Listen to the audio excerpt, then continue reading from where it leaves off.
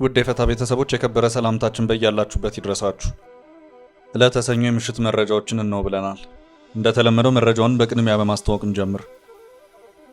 እጅግ ከባድ ከተባለለት የእርስ በእርስ መጠቃቃት በኋላ የሩሲያና ዩክሬን ድርድር በዛሬው ዕለት ተጀምሯል። ዩክሬን በሩሲያ ላይ ያደረሰችው የድሮን ጥቃት ከፍቷል። ድርድሩም ከሰዓታት በፊት ተጀምሯል። በዕለቱ ከያዝናቸው መረጃዎች መካከል ነው። የጠቅላይ ሚኒስትር አብይ አህመድ የምስራቅ አፍሪካ ጉዳዮች አማካሪ አቶ ጌታቸው ረዳ ወደ ሱዳን ጉዞ አድርገዋል።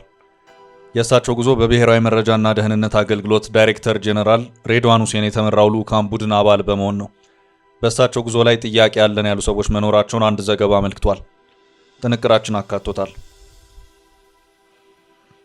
የቀድሞ የሰላም ሚኒስትር ዴኤታው አቶ ታዬ ደንደአ ነጻ የተባሉበት ሁለቱ ክሶች በድጋሚ ክርክር እንዲደረግባቸው ፍርድ ቤቱ ትዕዛዝ መስጠቱ ተሰምቷል። መረጃው የጥንቅራችን አካል ነው።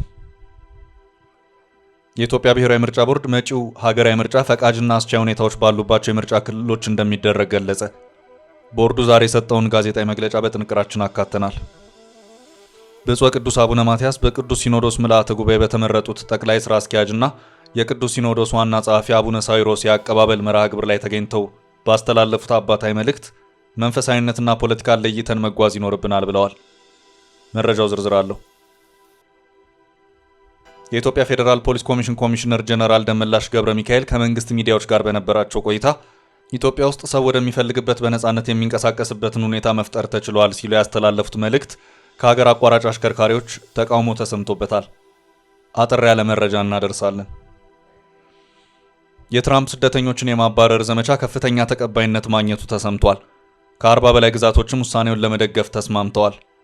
አጠር ያለ መረጃ እናደርሳለን። አሳሳቢ የሆነው የጦሩ በጀት አሁንም ቁርጥ ያለ ምላሽን ሳያገኝ እንደቀጠለ ነው። በዚሁ ዙሪያ ጥንቅራችን አጠር አድርጎ የሚያደርሳችሁ መረጃ ይኖራል። እስከ ፍጻሜው አብራችሁን ቆዩ። የምንለቃቸው ዕለታዊ ትኩስ ዜናዎች እንዲደርሷችሁ ላይክ፣ ሼር፣ ሰብስክራይብ ማድረግ እንዳትረሱ።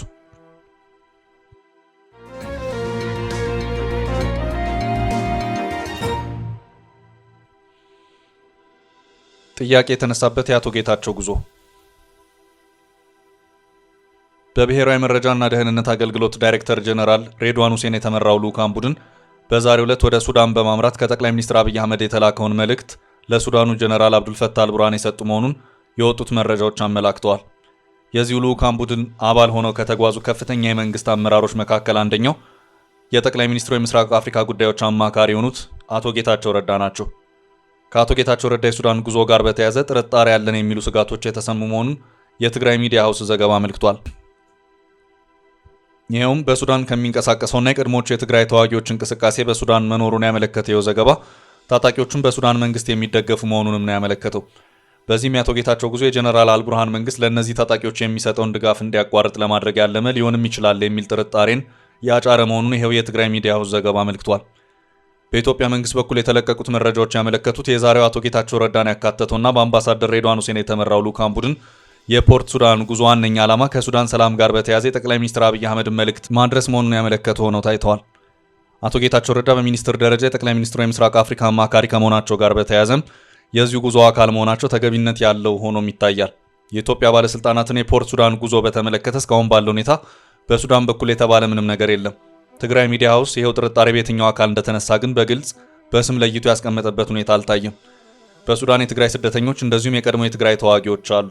ሆኖም ታጣቂዎቹን በተመለከተ አሁን ያሉበት ሁኔታ ምን ይመስላል በሚለው ዙሪያ ግን ይህ ነው ሊባል የሚችል የተብራራ መረጃ አይሰማም።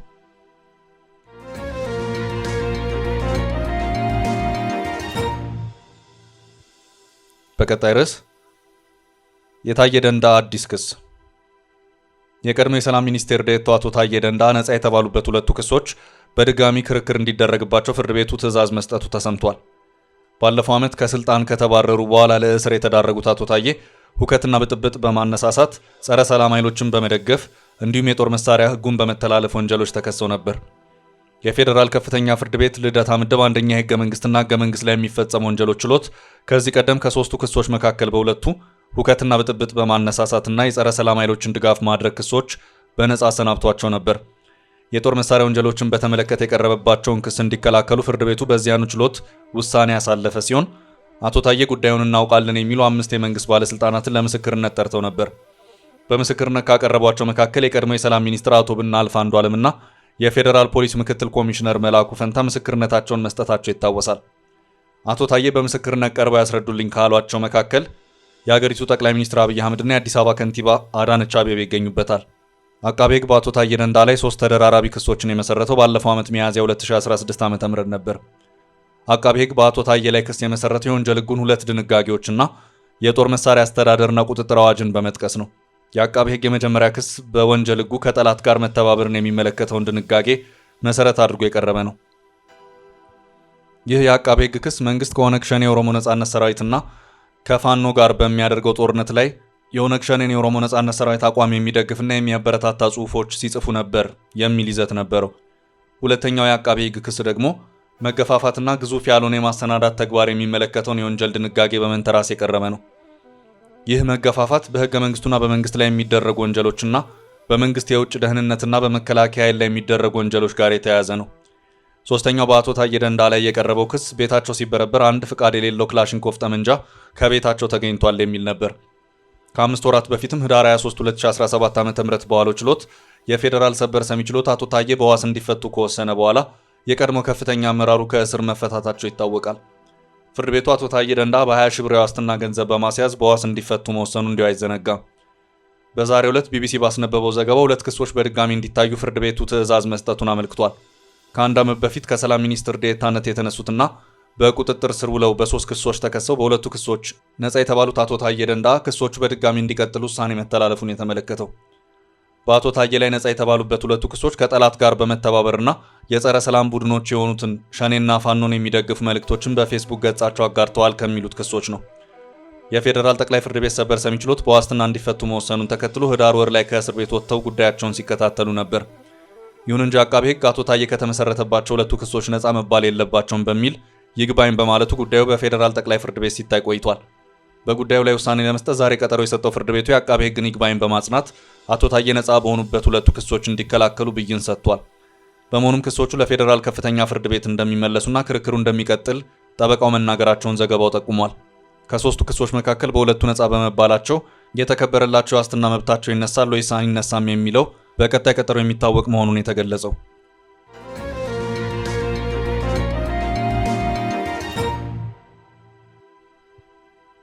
ወደ ቀጣይ ርዕሳችን አለፍ። ከከባድ ጦርነት በኋላ ድርድሩ ተጀመረ። ከከባድ ጦርነት በኋላ ሁለተኛው ዙር የሩሲያና የዩክሬን ድርድር ተጀመረ። ድርድሩ መካሄድ የጀመረው በቱርክ ኢስታንቡል ሲሆን ከዚሁ ከሁለተኛው ዙር ድርድር በፊት ሁለቱም ሀገራት አንዱ ሌላው ላይ ከባድ ጥቃትን ሰንዝረዋል።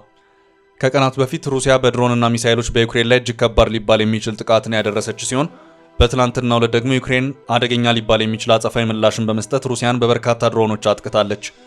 በዚህም ዩክሬን ከሁለቱ ሀገራት ድንበር በእጅጉ በራቀ ቦታ ያለውን የሩሲያ አየር ኃይል ማዕከል በጥልቀት ገብታ መጠነ ሰፊ ወታደራዊ ኪሳራ ያደረሰች መሆኑን እየወጡ ያሉት መረጃዎች እያመለከቱ ይገኛሉ። ሁለቱ ሀገራት አንዱ በሌላው ላይ ወታደራዊ የበላይነትን በመያዝ በድርድሩ ላይ ያላቸውን የበላይነት ለማስጠበቅ ያደረጓቸው ጥረቶች ናቸውም እየተባለም ይገኛል። ሩሲያና ዩክሬን የመጀመሪያው ዙር ድርድራቸውን ተከትሎ ቁጥራቸው ከፍ ያሉ ምርኮኞችን ተለዋውጠዋል። በድርድሩ ሩሲያ በእጁ ያሉትን የዩክሬን ግዛቶች የራሷ ሉዓላዊ ግዛት አድርጋ ለመቀጠል የምትፈልግ መሆኑንና ዩክሬንም ይህንኑ አምና እንድትቀበል ጽኑ አቋም ይዛ የቀረበች ሲሆን በዩክሬን በኩል ደግሞ ምን ሲደረግ እየተባለ ይገኛል። ዩክሬን የተኩስ አቁም ስምምነት እንዲደረግ ጽኑ ፍላጎት ያላት ሲሆን በዚህ በኩል እግሯን እየጎተተች መሆኑን እየተነገረ ነው። በድርድሩ ዙሪያ ሁለቱም ሀገራት እጅግ የተራራቀና የተካረረ አቋም ቢኖራቸውም ሁለተኛው ዙር ንግግር ዛሬ በቱርክ ኢስታንቡል የተጀመረ መሆኑን በዚሁ ዙሪያ እየወጡ ያሉት መረጃዎች አመላክተዋል። በሁለቱ ሀገራት መካከል የሚደረገውን ሁለተኛው ዙር የሰላም ድርድር የቱርክ የውጭ ጉዳይ ሚኒስትር ሃካን ፊዳን የሚመሩ ሲሆን የቱርክ ሩሲያና ዩክሬን ባለስልጣናት እየተሳተፉበት ይገኛሉ። የሩሲያ ፕሬዝዳንት ቭላዲሚር ፑቲን አማካሪ ቭላዲሚር ሜዲንስኪና የውጭ ጉዳይ ምክትል ሚኒስትር ሚካኤል ጋሉዚን ጨምሮ ከፍተኛ ወታደራዊ ባለስልጣናት ሩሲያን ወክለው በሰላም ንግግር መድረኩ ተገኝተዋል። በዩክሬን በኩል የመከላከያ ሚኒስትር ሩስቴም ኡሜሮቭ እና የውጭ ጉዳይ ሚኒስትር ሰርጌይ ኪስሊቲት እንዲሁም የደህንነት ባለስልጣኖች ተሳታፊ ሆነዋል።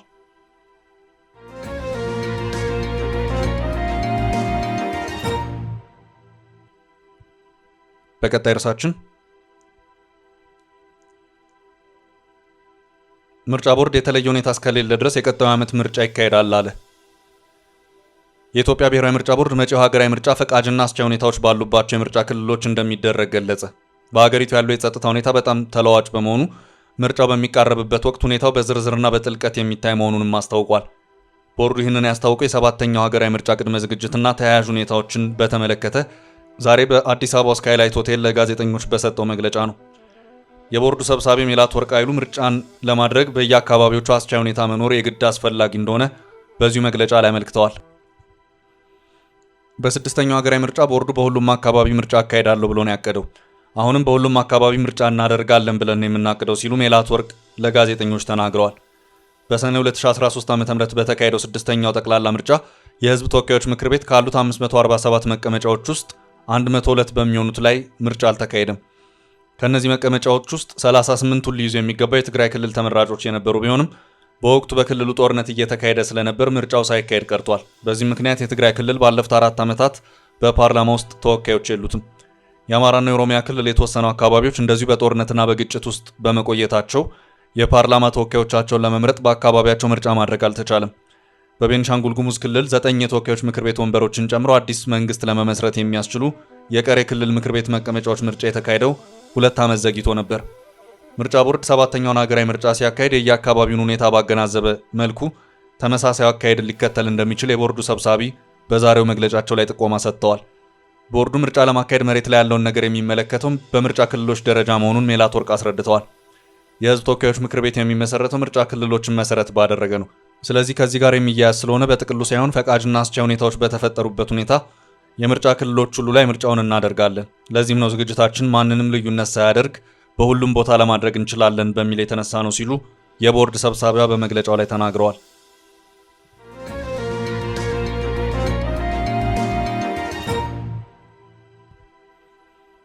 ወደ ቀጣይ ርዕስ አለፍን።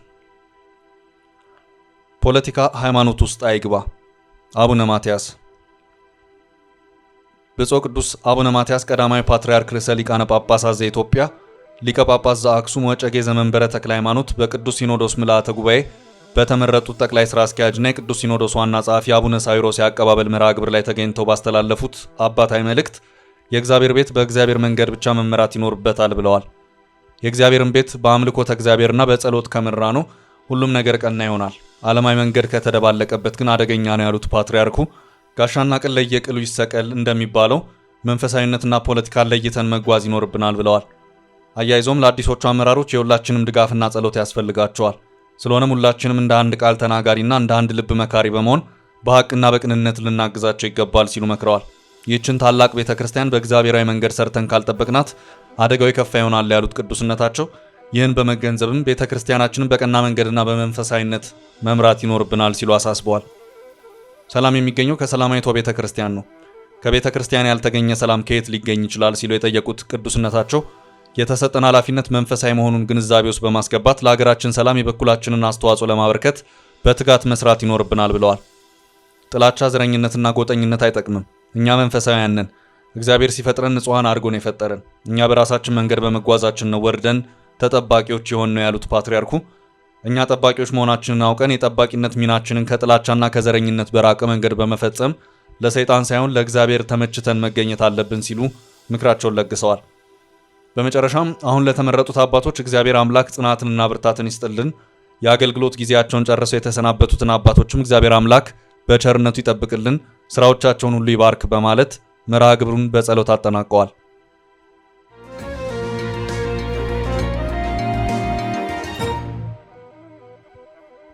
በቀጣይ ርዕስ የፌዴራል ኮሚሽነሩ መልእክት ተቃውሞ ተሰማበት። የኢትዮጵያ ፌዴራል ፖሊስ ኮሚሽን ኮሚሽነር ጀነራል ደመላሽ ገብረ ሚካኤል ከመንግስት ሚዲያዎች ጋር በነበራቸው ቆይታ ኢትዮጵያ ውስጥ ሰው ወደሚፈልግበት በነፃነት የሚንቀሳቀስበትን ሁኔታ መፍጠር ተችሏል ሲሉ ያስተላለፉት መልእክት ከሀገር አቋራጭ አሽከርካሪዎች ተቃውሞ ተሰምቶበታል። ቃላቸውን ለቲክቫ ኢትዮጵያ የሰጡት የተለያዩ አሽከርካሪዎች ግን የኮሚሽነሩ ንግግር በየዕለቱ የሞትና እገታ ሰለባ የሆንን ሹፌሮችን ቅር አሰኝቶናል ብለዋል።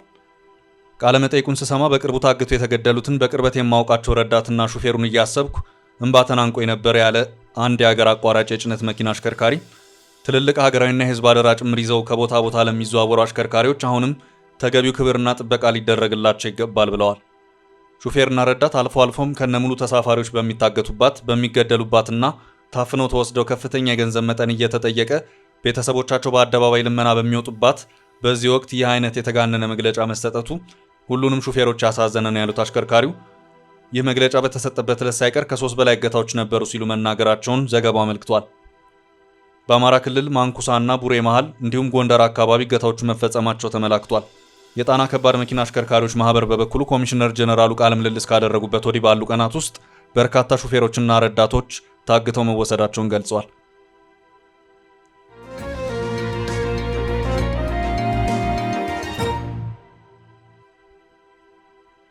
በቀጣይ ርዕሳችን ስለ የትራምፕ የስደተኞች ዘመቻ የተሰማው። የትራምፕ ስደተኞችን የማባረር ዘመቻ ከፍተኛ ተቀባይነት ማግኘቱ ተሰምቷል። ከ40 በላይ ግዛቶችም ውሳኔውን ለመደገፍ ተስማምተዋል።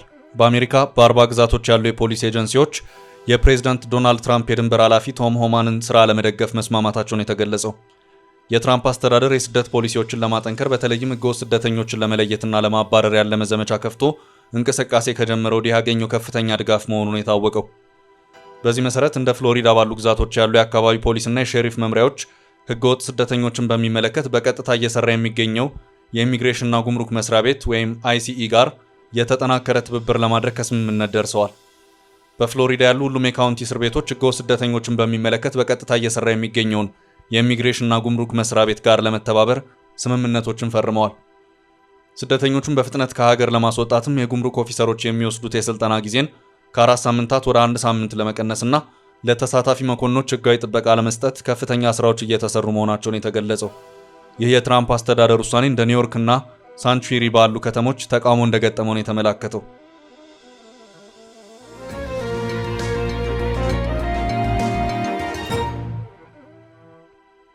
በመጨረሻም የጦር በጀት አሳሳቢ ሆኖ እንደቀጠለ ነው። የጦር በጀት አሁንም አሳሳቢ ደረጃ ላይ መሆኑን የአፍሪካ ኢንተለጀንስ ዘገባ አመልክቷል። የኢትዮጵያ ሰላም አስከባሪ ጦር የተካተተበትን የሶማሊያ አፍሪካ ህብረት ሰላም አስከባሪ ጦርን የሚመለከት ነው። ሽብርን መዋጋት በሚል አሜሪካ ለዚሁ ጦር ያላት የፈንድ ድጋፍ ከፍተኛ የነበረ ሲሆን ሆኖም የትራምፕ አስተዳደር ለሶማሊያ ሰላም ማስከበር በሚያዋጣው ድጋፍ ላይ ፍላጎት አለማሳየቱ የበጀቱን ጉዳይ ጥያቄ ውስጥ ከቶታል። በሶማሊያ ጦራቸው ሰላም እንዲያስከብር የላኩት ሀገራት ኢትዮጵያ፣ ኬንያ፣ ኡጋንዳ፣ ሩዋንዳ፣ ግብጽና ጅቡቲ ናቸው። እንደ አፍሪካ ኢንተለጀንስ ዘገባ ከሆነ በአሁኑ ሰዓት የገንዘብ ማሰባሰብ ወይም ፈንድ ሬዚንግ ፕሮግራም ለማድረግ የታሰበ ሲሆን ይህው ኃላፊነት የተሰጣት ኳታር ላይታች እያለች ትገኛለች። አሁን ባለው ሁኔታ የትራምፕ አስተዳደር ከሶማሊያ ይልቅ ሶማሌላንድ ላይ ትኩረቱን ያደረገ መሆኑን እየወጡ ያሉት መረጃዎች እያመለከቱ ነው። ቻችን ለዛሬ ያዝንላችሁን ርዕሰ ጉዳዮች እዚህ ላይ ቋጨን። ላይክ፣ ሼር እና ኮሜንት በማድረግ ለቻናላችን ድጋፋችሁን መግለጽ እንዳትዘነጉ እያልን ከሌሎች መረጃዎች ጋር ደግመን እስክንገናኝ ቸር ያሰማን ስንል ተሰናበትን።